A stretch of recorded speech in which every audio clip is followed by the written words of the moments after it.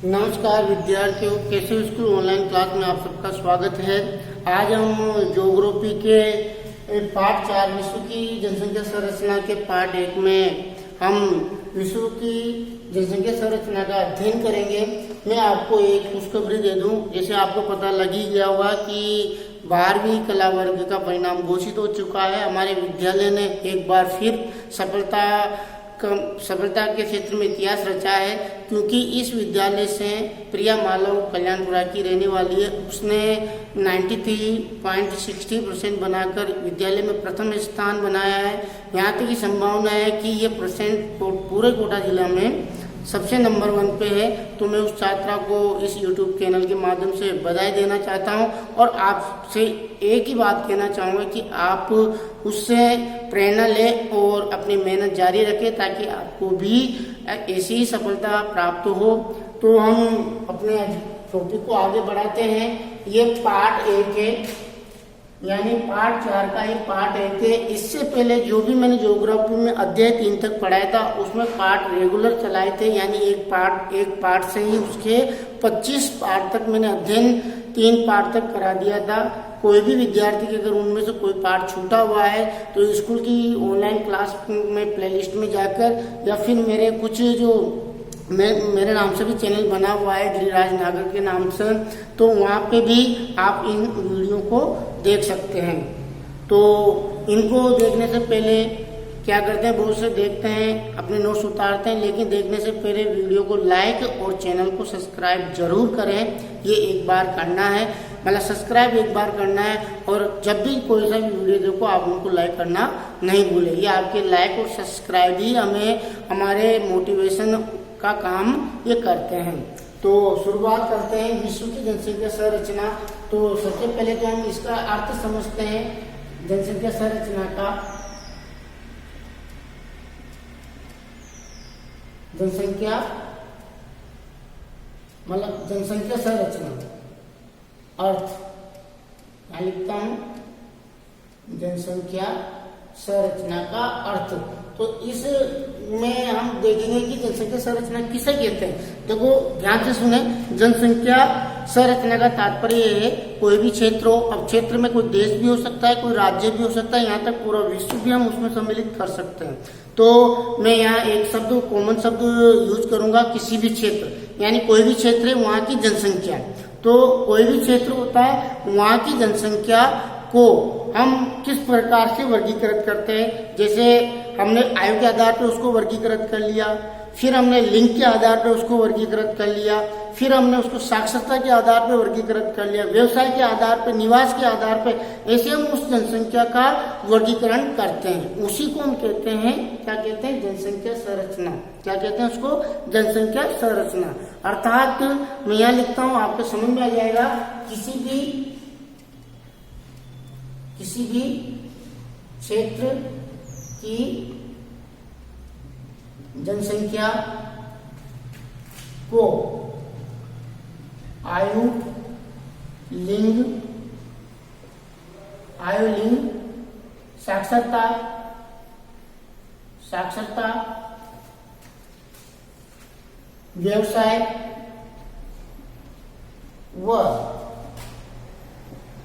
निवास के आधार पर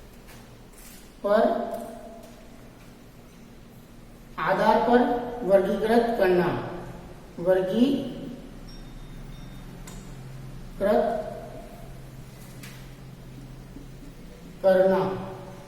ही क्या कहलाती है, वो जनसंख्या संरचना कहलाती है। यानी समझ में आ गया होगा आपको, किसी भी क्षेत्र की जनसंख्या का आयु, लिंग, साक्षरता, व्यवसाय व निवास के आधार पर वर्गीकृत करना ही जनसंख्या संरचना कहलाती है। यानी कह सकते हैं, देखो इसमें देखो आयु के आधार पर, यानी कोई भी क्षेत्र है उसकी जनसंख्या को आयु के आधार पर हम विभाजित कर दें, यानी उसका वर्गीकरण कर ले। अब आयु के आधार पर कैसे करेंगे, हम आगे अध्ययन करेंगे। जैसे जनसंख्या, कितने बच्चे हैं, कितने युवा हैं, कितने प्रौढ़ हैं, कितने वृद्ध है, ऐसे करके उसका हमने वर्गीकरण कर लिया कुल जनसंख्या का। फिर लिंग के आधार पे आपको पता होगा जनसंख्या को 2 भागों में बांट सकते हैं, या तो महिला या फिर पुरुष, उस जनसंख्या में कितने पुरुष है कितने महिलाएं हैं। फिर साक्षरता में हम साक्षर जनसंख्या कितनी है और अनपढ़ जनसंख्या कितनी है। व्यवसाय के आधार पर भी हम वहाँ की जनसंख्या जो भी व्यवसाय करती है, अब व्यवसाय की श्रेणियां भी होती है, हम आगे पढ़ेंगे, जैसे प्राथमिक श्रेणी, प्राथमिक व्यवसाय, द्वितीय, तृतीय, चतुर्थ, पंचम, ऐसे उस जनसंख्या को व्यवसाय के आधार पर वर्गीकृत कर लिया जाता है। निवास के आधार पर दो प्रकार के निवास होते हैं, एक तो ग्रामीण और एक होते हैं नगरीय। तो हम इस जनसंख्या ग्रामीण जनसंख्या के आधार पर नगरीय जनसंख्या के आधार पर वर्गीकृत कर लेते हैं। यानी कुल मिला के आयु संरचना में हम विभिन्न वर्गों में वर्गीकृत करके उसका अध्ययन करते हैं, उसे आयु संरचना कहते हैं। तो आयु संरचना का अर्थ आपको अच्छी तरह समझ में आ गया होगा। अब इसके बाद हम आयु संरचना के घटकों का अध्ययन करते हैं, यानी प्रश्न पूछा जाता है आयु संरचना के घटक, मतलब जनसंख्या संरचना के घटक, जनसंख्या संरचना के घटक। तो इन घटकों में हम अध्ययन करेंगे। तो इन घटकों में हम सबसे पहले अगर घटक की बात करेंगे तो एक नंबर पे वही वहां लिखा हुआ है आयु संरचना, ये इसका घटक हो गया एक आयु संरचना। फिर दूसरे नंबर पे हम बात करें लिंगानुपात। तीसरा घटक अगर चर्चा करें तो फिर तीसरा घटक आ जाएगा साक्षरता। फिर 4 नंबर पे हम बात करें, चौथा जो घटक होगा वो होगा व्यवसाय। फिर 5वें घटक की हम करेंगे जनसंख्या संगठन, जनसंख्या संगठन। तो जनसंख्या संगठन का तात्पर्य वही है निवास के आधार पर, यानी जनसंख्या का संगठन कैसे हुआ है, निवास। तो निवास में वही ग्रामीण या शहरी। तो ये जनसंख्या के प्रमुख घटक प्रश्न पूछा जाता है, जनसंख्या संरचना के घटक लीजिए तो आप आराम से इन 5 घटकों को लिख सकते हैं, आयु संरचना, लिंगानुपात, साक्षरता और व्यवसाय और जनसंख्या। अब इनके एक एक करके हम विस्तार से चर्चा करेंगे। हालांकि मैंने बता ही दिया, यानी अगर आपको अर्थ याद है तो उनके घटक भी आसानी से याद हो जाएंगे। अब इनका हम डिटेल से अध्ययन करेंगे। तो आगे हम बढ़ते हैं कि आयु संरचना क्या होती है, इसे जनसंख्या को कितने वर्गों में वर्गीकृत किया जाता है आयु के आधार पर, तो अध्ययन करते हैं। तो सबसे पहले हमारा जो टॉपिक रहेगा आयु संरचना, यहाँ तक आप स्क्रीनशॉट ले लें।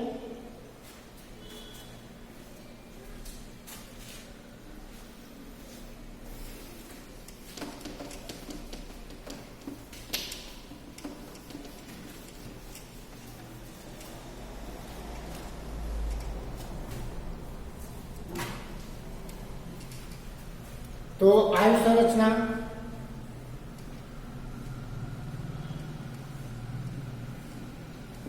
तो 1 नंबर पे हम इसी की चर्चा करेंगे, आयु संरचना किसे कहते हैं। तो सबसे पहले इसका भी अर्थ समझ लें, यानी समझ में आ होगा आयु संरचना यानी किसी भी क्षेत्र की जनसंख्या को विभिन्न आयु वर्गों में वर्गीकृत करना है, आयु संरचना कहलाती है। तो यहाँ लिखता हूं, किसी भी क्षेत्र की जनसंख्या को आयु के आधार पर विभिन्न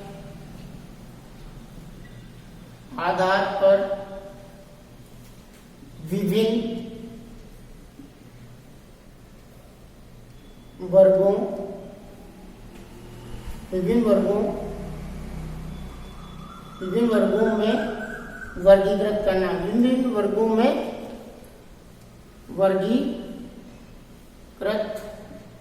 करना,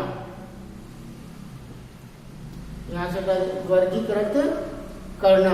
तो किसी भी क्षेत्र की जनसंख्या को आयु के आधार पर विभिन्न वर्गों में वर्गीकृत करना ही आयु संरचना कहलाती है, आयु संरचना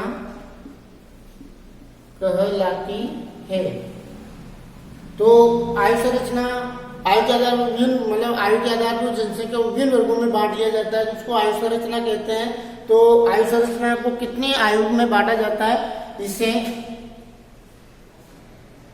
मुख्य रूप से, यानी मुख्य रूप से, यानी अधिकांश देश इसको 3 ही वर्गों में बांटते हैं। इसे मुख्य रूप से 3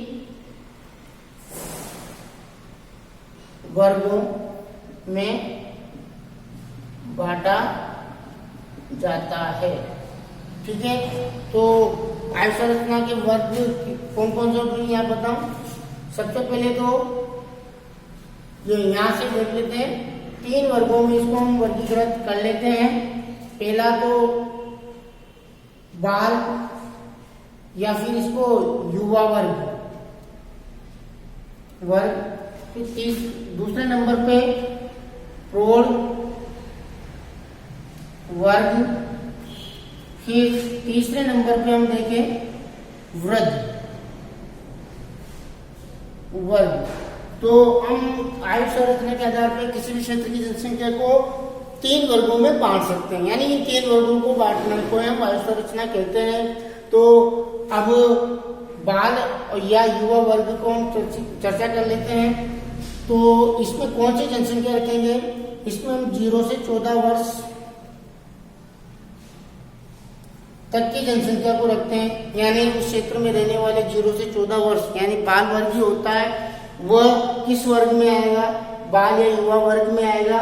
वैसे प्रौढ़ वर्ग में कौन सी जनसंख्या को रखेंगे, यानी 15 से 64 वर्ष तक की जनसंख्या को हम प्रौढ़ वर्ग में रख देंगे। फिर वृद्ध में हम 65 से अधिक 65 वर्ष से अधिक वाली जनसंख्या को हम किस वर्ग में रखेंगे, वृद्ध जनसंख्या में रख देंगे। तो ऐसे करके आयु संरचना को हमने 3 वर्गों में वर्गीकृत कर लिया। आपको पता लग गया होगा कि कहाँ तक की आयु वाले कौन से वर्ग में आते हैं, ये ध्यान रखना है आपको। तो हम अब बाल या युवा वर्ग की चर्चा करते हैं। तो इसमें सबसे पहले ये लिखते हैं, बाल या युवा वर्ग में, यानी कि जिन देशों में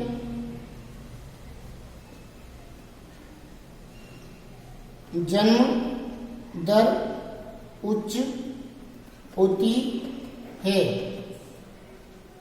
वहां ये अधिक पाई जाती है, यानी ये वर्ग अधिक पाई जाती है। तो कहने का मतलब है कहां पर अधिक मिलेगी, जन्म दर। आपको पता है अगर किसी भी देश की जन्म दर ज्यादा होगी तो इस वर्ग की जनसंख्या वहां पर अधिक होगी। अब यहाँ अगर हम देखें तो ये जनसंख्या पूरे विश्व का कितना प्रतिशत है, तो यहाँ लिखता हूं 26% जनसंख्या, 26% जनसंख्या इसी वर्ग की है। कहने का मतलब है संपूर्ण विश्व में अगर कुल जनसंख्या है तो बाल युवा वर्ग का प्रतिशत कितना है, 26%, यानी कुल में से 26% जनसंख्या इसी वर्ग का है, संपूर्ण विश्व का। यहाँ लिख देता हूं पूरे विश्व का, मतलब यहाँ लिखता हूं, देखो थोड़ी लैंग्वेज सुधारता हूं, संपूर्ण विश्व का, संपूर्ण विश्व का, मतलब 26% जिसका इसी वर्ग का है, संपूर्ण विश्व का, यानी संपूर्ण विश्व की जनसंख्या, यानी ये आंकड़ा विश्व के आधार पे है। फिर इसके बाद अगर हम देखें आगे हम बढ़ते हैं तो इस जनसंख्या को हम विकसित और विकासशील देशों के आधार पर भी वर्गीकृत करते हैं कि विकसित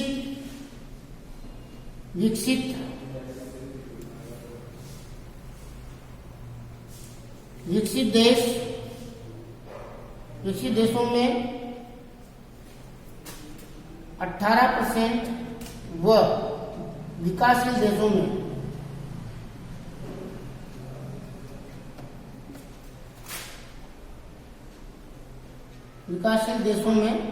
32%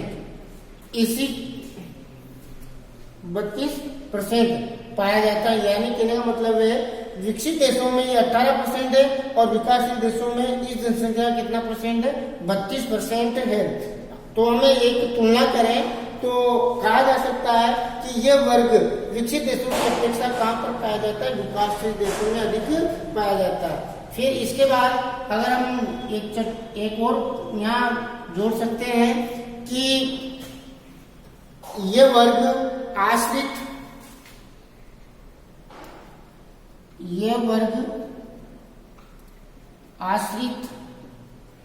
व अकार्यशील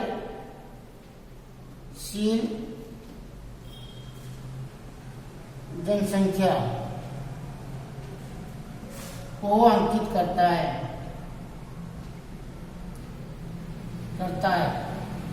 कहने का तात्पर्य है जो ये बाल वर्ग है या युवा वर्ग है, ये पूरी तरह आश्रित यानी दूसरों पे निर्भर है या फिर अकार्यशील जनसंख्या को इंगित ये करता है। तो ये आपको नीचे का दिख नहीं रहा होगा।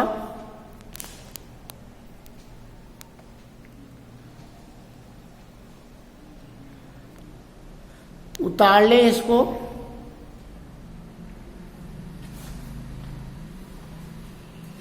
तो ये तो होगी बाल या युवा वर्ग की 0 से 14 वर्ष तक इसमें रखा जाता है। जहां पे जनदर ऊंची होती है वहां पर ही अधिक पाया जाता है। पूरे उसको 26% ही है।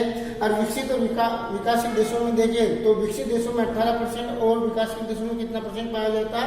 32% पाया जाता है। ये वर्ग आश्रित और किसमें आता है? अकार्यशील जनसंख्या में आता है। अब ऐसे हम प्रौढ़ जनसंख्या की बात कर ले तो यहाँ लिखें प्रौढ़ जनसंख्या के लिए। देखो सबसे पहले तो इसमें कौन सी जनसंख्या सम्मिलित की वो आपको दिख रहा होगा। 15 से 64 के बीच वर्ग को इसमें सम्मिलित किया जाता है। बीच वाली जनसंख्या को सम्मिलित किया जाता है। तो इसके लिए लिखते हैं यह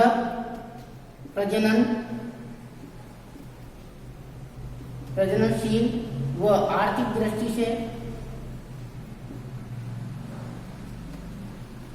से महत्वपूर्ण है। यानी ये वर्ग प्रजननशील, यानी प्रजननशील का मतलब है ये जनसंख्या वर्ग में सहायक होता है। और आर्थिक दृष्टि यानी एक तरह से ये आर्थिक क्रियाएं भी इसी वर्ग के जनसंख्या करती है। तो इसके लिए कहते हैं प्रजननशील और आर्थिक दृष्टि से ये महत्वपूर्ण है। अब एक और कह सकते हैं कि जहाँ पे जनसंख्या पाई जाती है वहां की आर्थिक स्थिति काफी विकसित होती है। लिख सकते हैं यहाँ पे जहां यह अधिक होती है वहां की आर्थिक स्थिति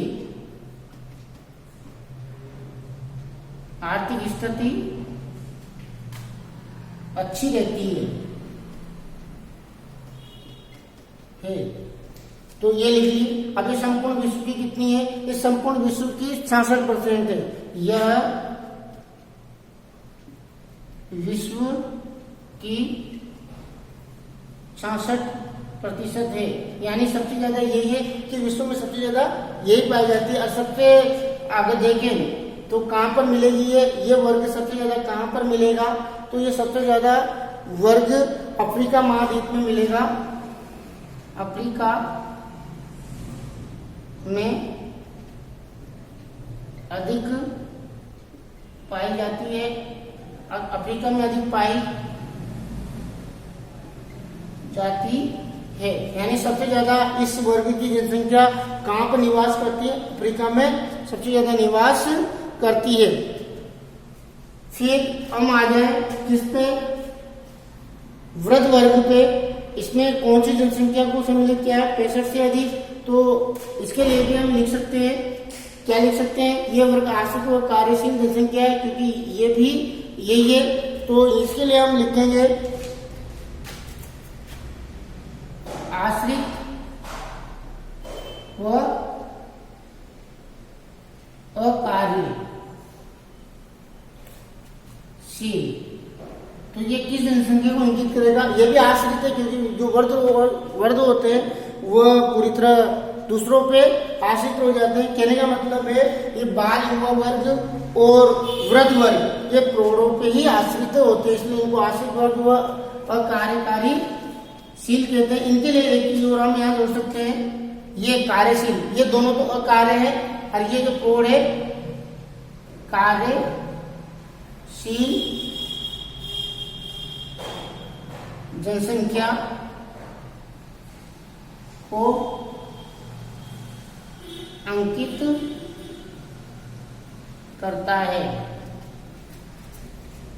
तो यहाँ तक हमने लिख लिया। अब इसमें ये अकार्य मतलब आश्रित व अकार्यशील जनसंख्या को इंगित करता है।